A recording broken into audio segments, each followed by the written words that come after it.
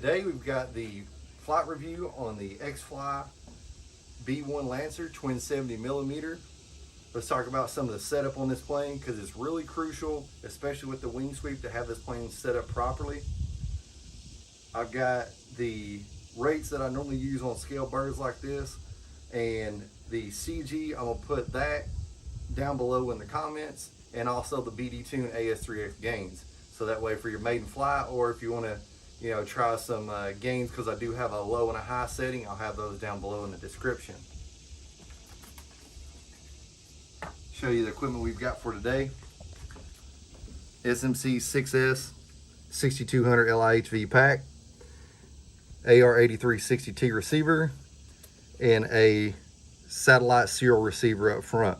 Now you'll notice from the maiden flight and the second flight, I actually moved a few things around. I took the receiver from this side and mounted it against the back of the firewall here. And then also I put the serial receiver up front so give it a little bit better connectivity. The main purpose of moving this is because I did have to move the battery back, and you'll notice from that video I've actually moved it quite a bit back, and I'm only using one strap now. The CG will be below, and also I'll put the distance in millimeters for this battery from the firewall so you can get fairly close. On the setup as well, I bypassed the flight control board with the Aileron, elevator, and rudder. You still want to leave the flaps and the wing sweep hooked up to that. I did set up reverse thrust. The reverse thrust on this plane is not as effective as some other ones. It will give you some braking, however, don't expect it to really slow it down fast or really be able to back up the plane. The reason why is on the ducting, there's a vent on both sides that's got 6 holes on each, and it allows a lot of the air to bleed out. Set up with the wing sweep, I'll put a flight mode in here. You'll notice when the wings go back, the elevator will actually go down. Wing sweep mode. And it goes slow with the wing sweep. Flaps up, wing Same way when you go forward. That allows it to have a smooth transition. So we'll try to get that on film going on the up or the downwind so you can see how that actually looks in the sky. When you've got that mix set up right, it should be a smooth transition. So we've talked enough about the setup of this plane. Let's go ahead and get it in the air, and we'll do a scale flight, and once we get it down, look at the post-flight results.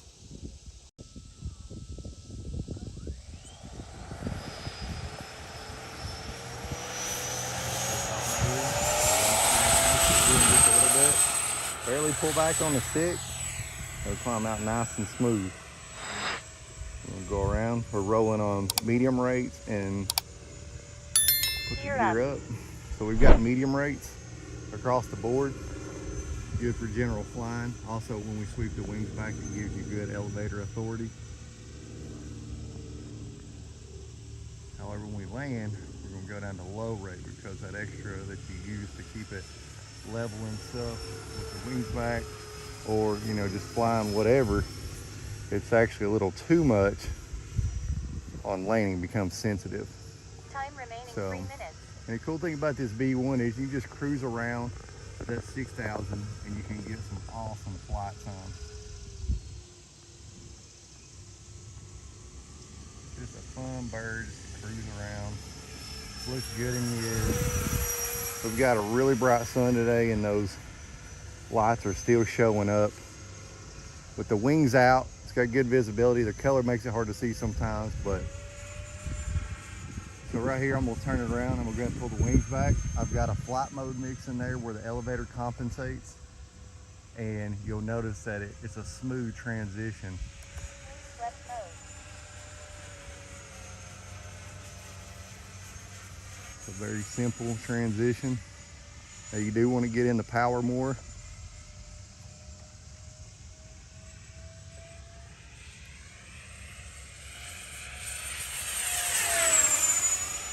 When you've got the wings back, you'll notice on that turn I tightened it up a little bit at the end. One thing you want to be careful about when you've got these wings back, if you don't want to pull too hard on the stick going through that turn like that, because you will put it in a spin, and unfortunately it'll go into the ground. Right now I'm about 70% when I'm cruising around. So we're going to go ahead and put the wings back forward. Flaps up, wings forward. You'll notice smooth transition when they go back forward. So the setup on this bird is really important. We'll bring it around this way. And that pass we did across the runway, that was a full throttle pass. I'm gonna go ahead and put down in the description in the post-flight review for the heat check on our top speed.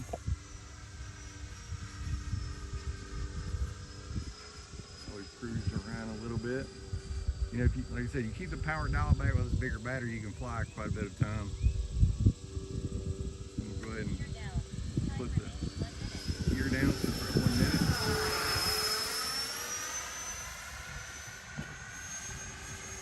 And go around, put the flaps in, slow it down a little bit, landing. A little bit more, bring it around. Got a little bit of a crosswind today.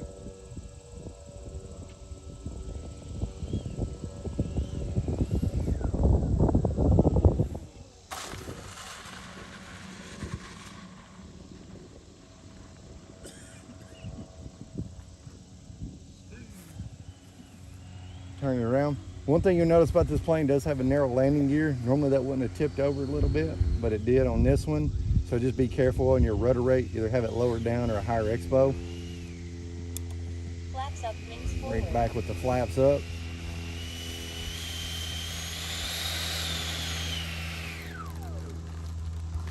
Now we'll take it over to the bench and look at our results.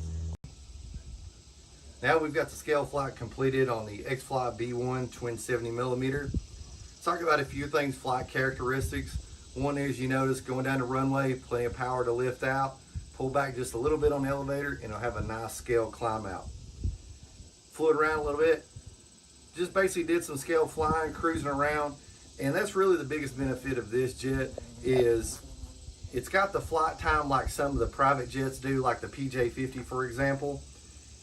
You can get a lot of flight time and just cruise around, and anytime I bring this plane to the field, it gets a lot of comments on how it looks. So, you know, it serves its purpose when you're flying around, just looking good with all the lights, the scale gear, the scale bits and pieces, including the exhaust nozzles on the back.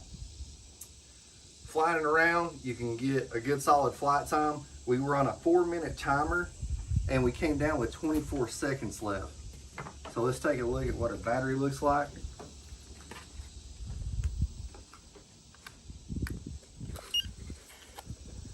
%, 383, 384, right on the head.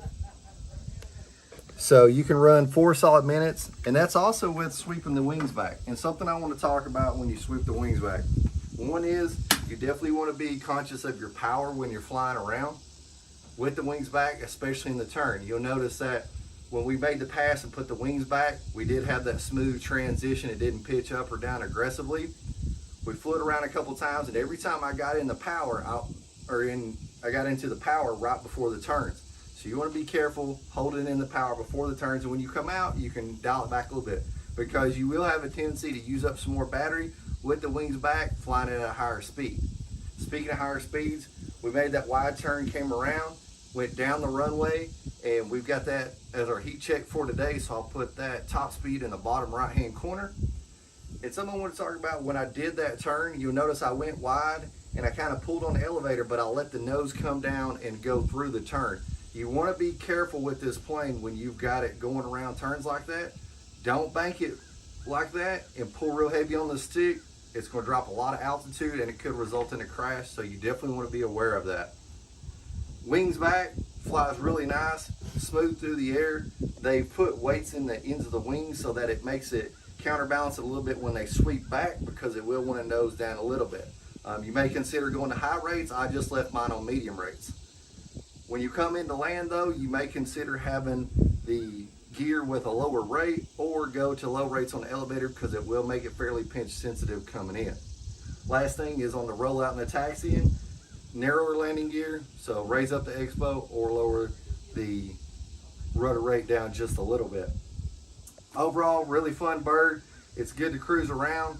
It's not one of the hardest birds to fly, but you definitely want to be an intermediate or above pilot to fly this jet. So definitely give us a thumbs up for today's scale flight and flight review. Subscribe to the channel if you're not following us already, and we'll see you on the next one.